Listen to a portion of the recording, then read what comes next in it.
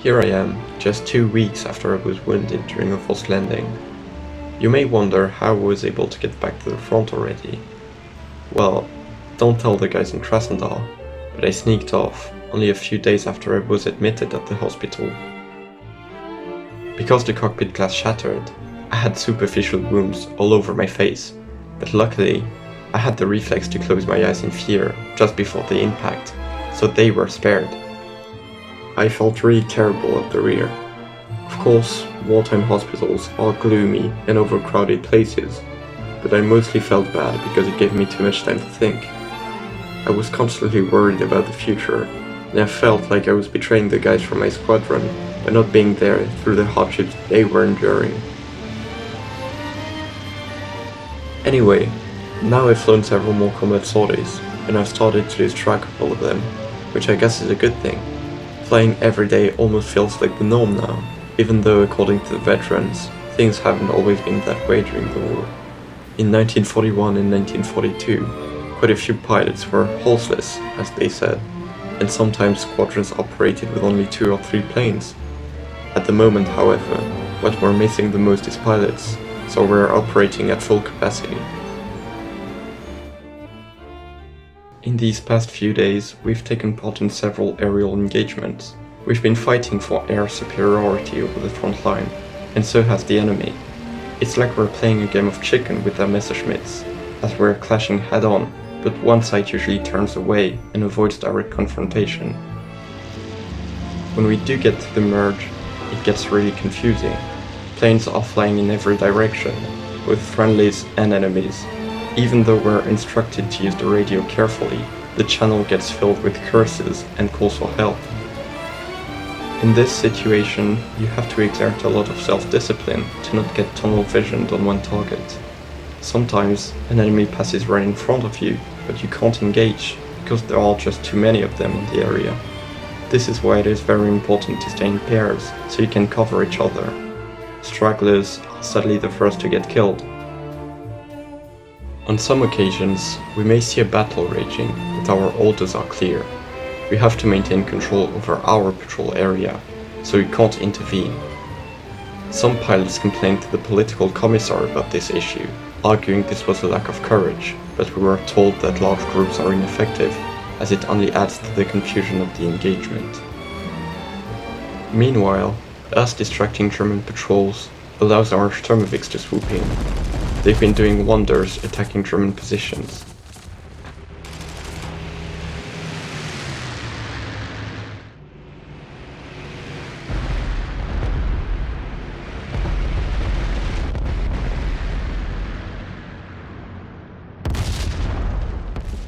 On a more personal note, I don't know if I've gotten better at my job with experience. I've definitely gotten lucky again, that's for sure. On one occasion, we were climbing because contacts were reported to be at high altitude, but our group was bounced by even higher flying 109s. We dove down to escape them, but they pursued. Despite me regularly checking my 6, I missed one of them, who got the chance to fire at me. I heard a bullet hit the fuselage of my plane, and saw tracers flying past. I broke off, and he flew away. Had the German pilot waited a bit more and gotten closer, I would be dead as we speak. It was definitely a humbling experience to realize how quickly things can go wrong. On another instance, I had a close call as we were diving on Fokkers below us. As a wingman, I was following my leader, who was engaged in one of them. I looked back, and in the corner of my eye, I saw a plane coming after me. I turned hard to evade the attack, but I was now alone and defenseless if someone else were to go after me. I flew to the east and formed up with another pair.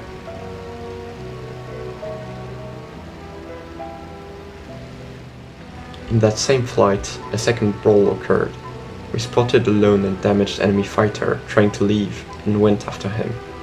Yeah, I see that, Knober. Okay, we got a fight north of Krimskaya. Yeah. Like 1.5K. Yeah. Turn back, guys, and let's help out Solom. I'm right over Chorotskaya, the Lake Portugal right now. Confirm, same. I see boats diving down. 2K. Pitches here like a full mixture or I smoking. can't see you. Yep. Ah, I have you. Multiple bogies, loads of bogies diving down over Krymskaya. We're up in Skya. There's still more diving in. Finish off, DD. Do we have a bandit on our 6 in the right hand? Nice.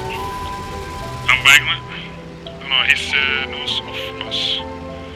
6-6, guys. He's Yeah, I see. passive, Yeah, I see. yes. And it's a friendly, maybe. They're friendlies. I don't know. No, they are. Molotov, do you have any friendlies over in 0922? 092. Negative. No Yes, sir. contacts in that area. Copy, copy. Just saw that 109 crash, nice. Yeah, I saw the wing pass right over me.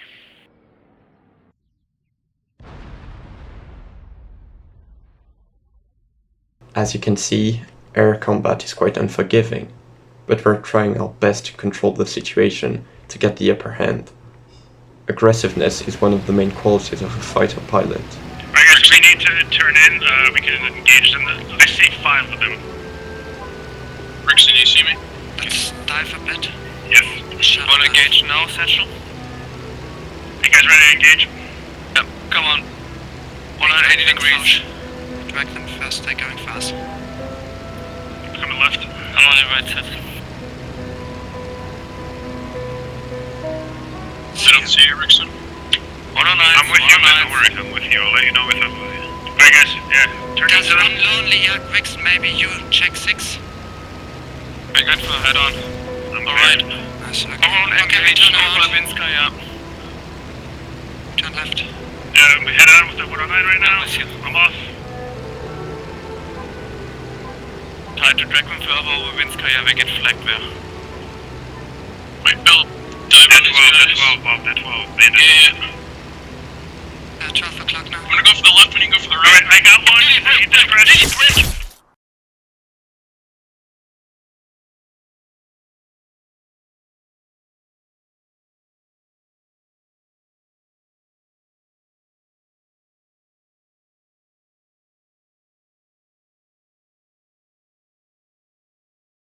Line break.